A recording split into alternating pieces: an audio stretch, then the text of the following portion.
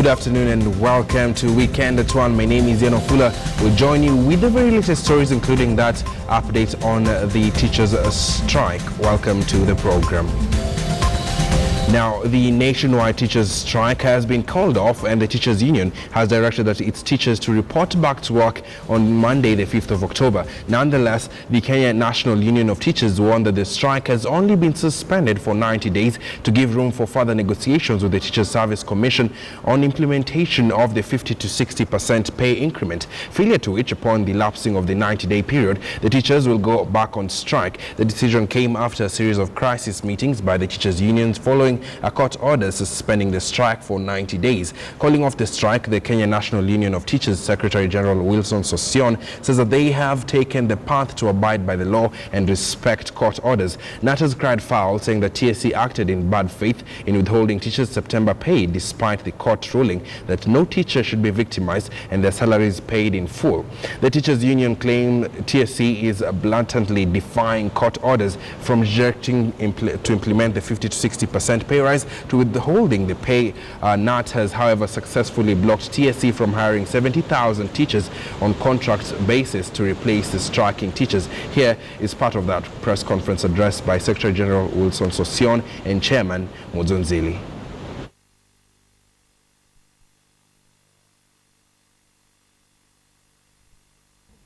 And now we urge you, all of you. This was the longest strike. We've set a record. Yes. And it's a strike that we have won one case after the other, even in court. Yes.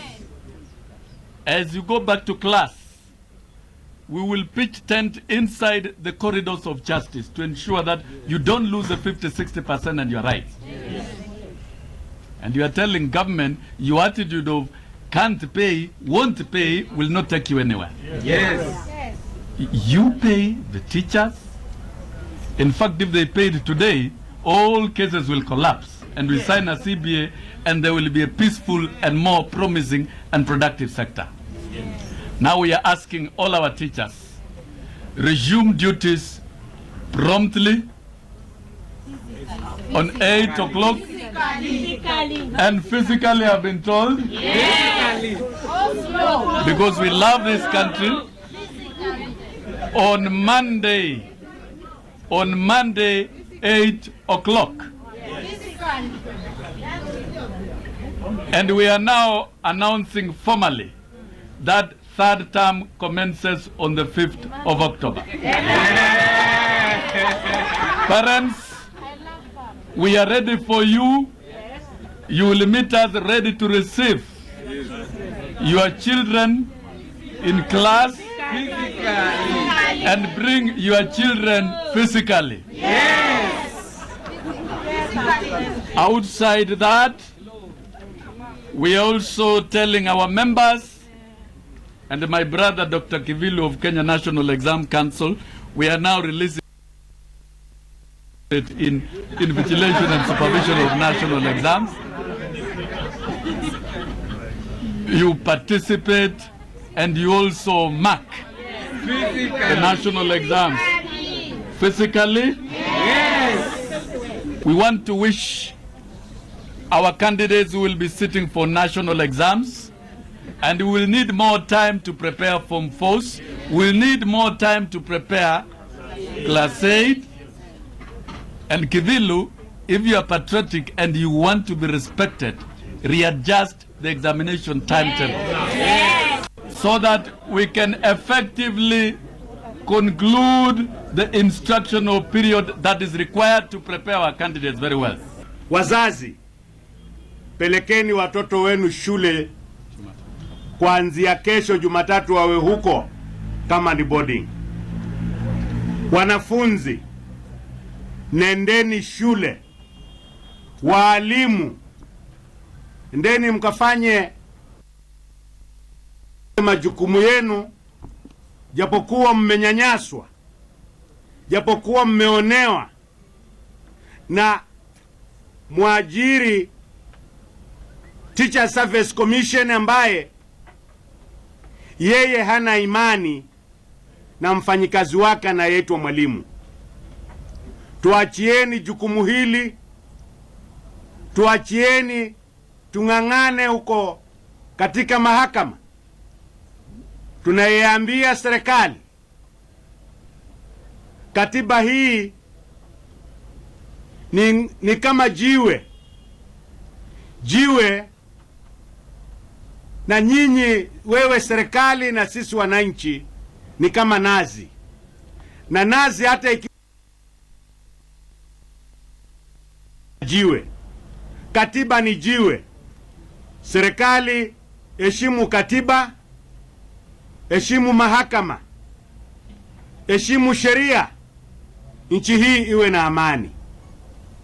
Sisi kama walimu wa Kenya tumethibitisha leo kwamba sisi ni wapenda amani, sisi ni wazalendo. Sisi tunaheshimu mahakama, tunaheshimu katiba. Katika katiba hiyo inasema kila mtu, hata serikali, heshimu, kulinda, kuhifadhi na kutetea katiba ya nchi hii.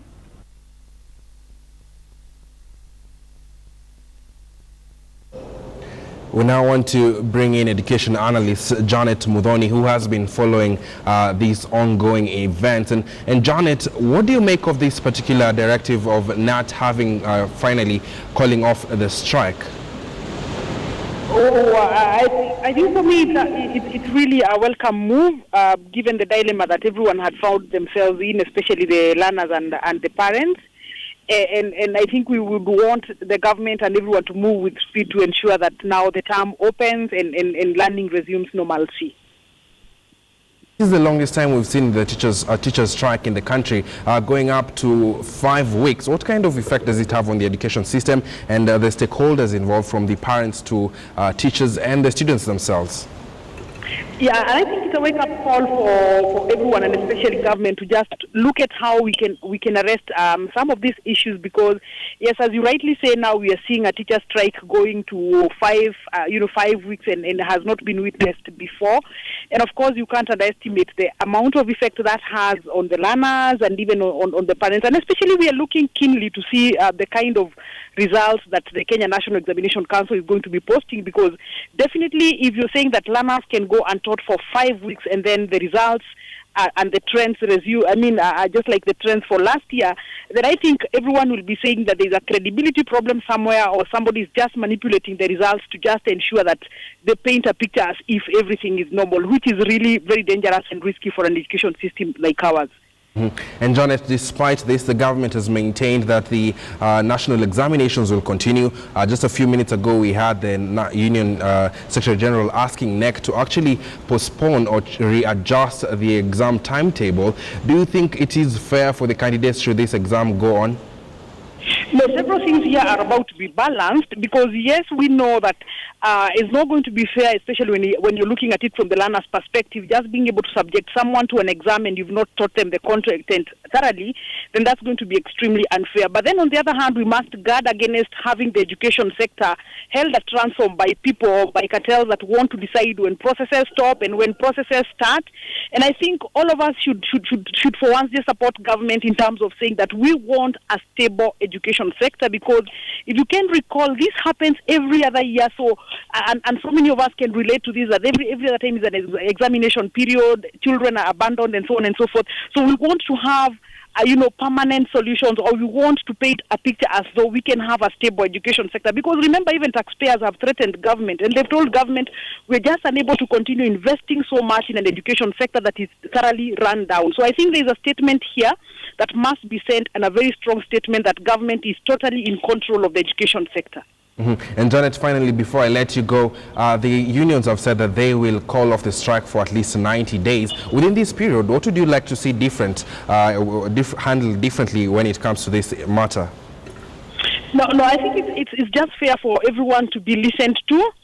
But I think for us, and especially as Kenyans, remember, we do not have any contract with the teacher unions of this country, but we have got a contract with the president to just ensure that the right to education of the children of Kenya is safeguarded. And therefore, we want to see the state leading a discussion as to what are our priorities in the first place. Because remember, there is no agreement here, and even among the taxpayers, nobody thinks that increasing the salaries of teachers is the optimal use of the resources that we have, given the 80,000 teacher gap that we are staring at, and even given the underinvestment that compromises the quality of education. So moving forward, we just don't want to see haphazard discussions based on blackmail and everything else, but we want to see a sober discussion that will lead this country to investing, in the correct places that will unlock the education potential.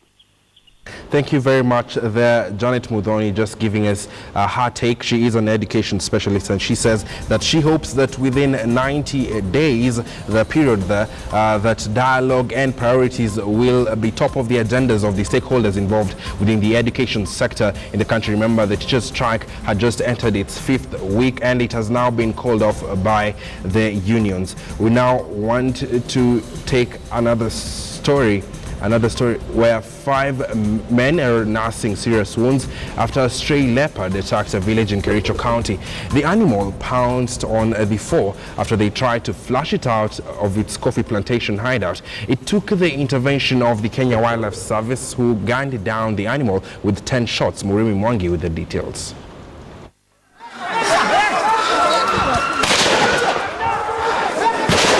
A village is under attack, and this dense thicket, the combat zone, providing the perfect camouflage for this battalion of KWS Rangers, fighting an elusive yet very deadly enemy. Round 1, and the enemy proves smarter. The Rangers are out of ammo. Time to reload. Meanwhile, in the thickets, the evacuation process continues. Before the deadly assault resumes, the Rangers are backed by sniffer dogs and armed villagers. For the better part of this morning, Kiptenden village in Kipkelion West, Kericho County was literally turned into a combat zone after a stray leopard wandered from the nearby Tinderet forest. And in the wake of the face-off that followed between the villagers and the dangerous animal, 5 men are now nursing deadly wounds. The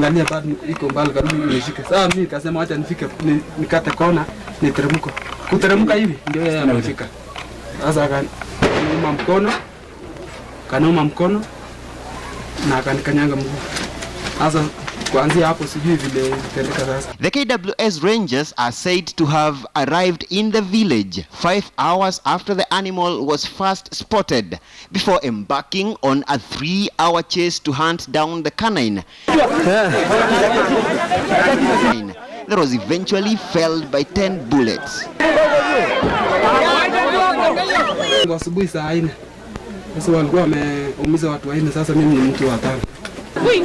Mnyama kama hiyo ikitokea mtukol ama mkol chief yenu utafika.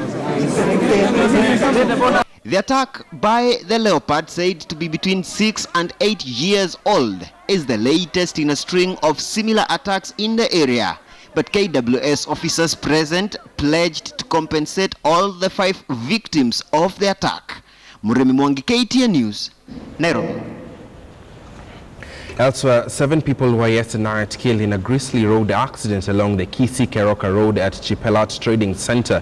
The 8 a.m. incident occurred when a lorry ferrying timber destined for Nairobi from Kisii swerved off the road as its driver tried to avoid hitting an oncoming saloon car that was overtaking it at high speed.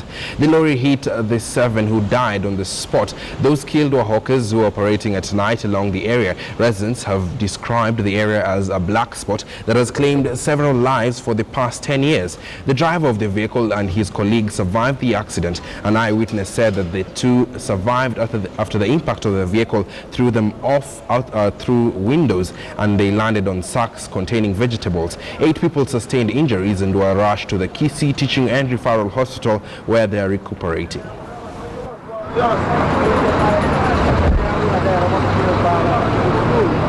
jamaa nikaa alikuwa anataka kuovertake hiyo bro box. Sasa kwenda kuovertake hiyo gari kakosa balance, ilikuwa imebeba. Nikaanza hivi ikafika hapa chini ikafikia hiyo kipande ya kwanza. Nikaenda nao kwenda huko. Watu walikuwa wamejaa huko nje, vijana wengine wanauza maziwa, alafu hiyo gari ikaenda ikaanguka hapo tu. Karusi balance kabisa. Ikaanguka, hata kufika kukimbia kusaidia watu, tukapata yenyewe driver wa gari wako kando yani nikaa iliwarusha kando. Serikali iweze kutusaidia mapamsi hapa. Mapamsi ndio imeleta hii shida yote. Hii tafadhali, mimi nilikuwa naomba hivi waweze kutusaidia pamsi hapa. And away from that unfortunate incident, KTN Weekend at 1 wants to take a short commercial break. When we come back, we have a look at our top stories, among other stories. Stay tuned.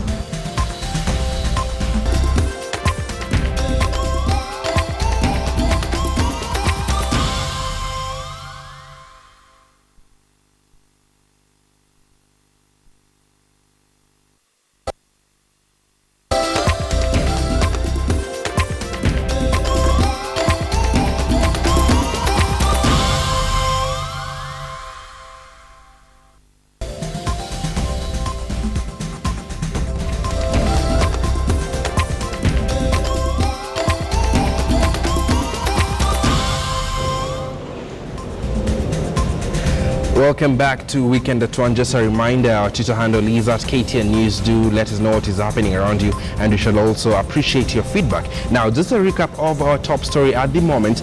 The nationwide teachers' strike has been called off, and the teachers' union has directed its teachers to report back to work on Monday, the 5th of October. Nonetheless, the Kenya National Union of Teachers warned that the strike has only been suspended for 90 days to give room for further negotiations with the Teachers Service Commission on the implementation of the 50 to 60% pay increment, failure to which, upon the lapsing of the 90-day period, the teachers will go back on strike. The decision comes after a series of crisis meetings by the teachers' unions following a court order suspending the strike for 90 days. Calling off the strike, the Kenya National Union of Teachers Secretary General Wilson Sosion says that they have taken the path to abide to the law and respect court orders. NAT has cried foul, saying that TSC acted in bad faith, withholding teachers' September pay despite the court ruling that no teacher should be victimized and their salaries paid in full. The teachers' union claimed that TSC is blatantly defying court orders, from rejecting to implement the 50 to 60 pay rise to withholding paying the teachers. NAT has, however, successfully blocked the TSC from hiring 70,000 teachers on contract basis to replace the striking teachers, and that is part of what we have been following. Now, we just want to have a look at summary of events that led to this 5-week-long strike, and it began on June the 30th of 2015, where we had the Employment and Labor Relations Court ordering that the Commission should pay teachers an increment of 50 to 60% pay rise, together with backdated salaries amounting to 37 billion shillings. Later, on July the 10th, the same year, TSC appealed the decision before the Court of Appeal. The argument held by the Commission is that it did not have enough money to pay the teachers. Then further, on July the 23rd of 2015, the Court of Appeal ruled that THC should pay the teachers hike, that is the 50 to 60%, but instead withdraw the pay hike minus the 37 billion shillings. And then in August 4th, 2015, TSC also moved to the Supreme Court again to block the increased pay. However, the court there said that it had no powers to further make a ruling on that particular case.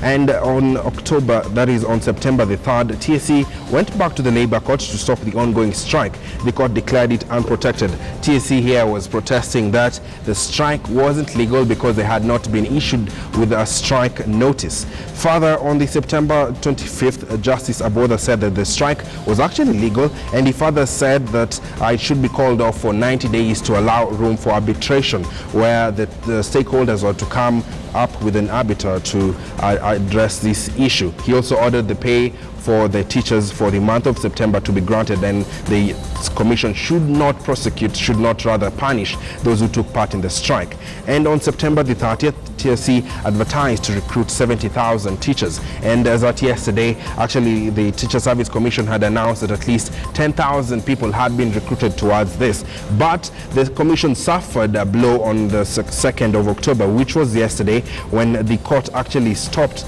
the hiring of the new teachers. So these are some of the summaries of events until today, when the Kenya National Union of Teachers has called off the strike only for 90 days until a resolution towards the issues have been met. I'm also meant to understand that the Kenya Union of Post-Primary Education Teachers is about to address the press there. They shall also be giving their stance towards their take on the strike and also address their members. Timothy Otieno is following that story and will be joining us later in the day. Now, moving on from that, the 6th East African Grain Trade Summit is in its 3rd day in Kigali, Rwanda. Organized by East African Grain Council, the summit brings together decision makers from government, industry researchers and development partners to deliberate on mechanisms to make the grain sector and trade work more efficiently. Our reporter in Kigali, Eugene Anangwe, sat down with the chair of the East African Grain Council. In this summit, as we go by the theme, we have achieved a lot in terms of fostering the structured trade in the region. One thing the summit has agreed upon is that the warehouse receipt system or the structuring of this trade should not look only at the smallholder farmer, but at all the actors along the value chain, the farmers, the traders, the processors, and the manufacturers, so that a system is designed so that all these people along the value chain benefit, they make profit and grow, to foster growth in the region, and also to enable all the nations within this region to put in regulations that will govern structured trade. And of course, at the closing of this summit, the key thing that was said is that we are no longer going to talk the walk, we will walk the talk. But how do we ensure that we do this, and of course assure those grain traders and farmers that indeed what you say you have achieved or agreed to do will actually be done? Yeah, in my opening remark, I made it clear that whatever we have deliberated upon will have to be followed by action. So we are not going to stop at the report which we have received today. All the other nations and actors will go back home. They will, through the processes in their respective governments, enable the action to take place. And the Eastern African Grain Council is ready to give them support.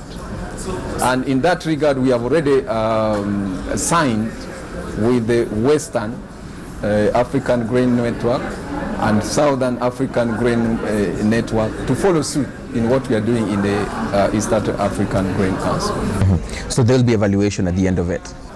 Yes, there will be evaluation, definitely. We are going to do an evaluation, that is a yearly evaluation. And this project that we do, we don't wait up to the end of the year. We do quarterly evaluation, and then at the year, we do yearly evaluation.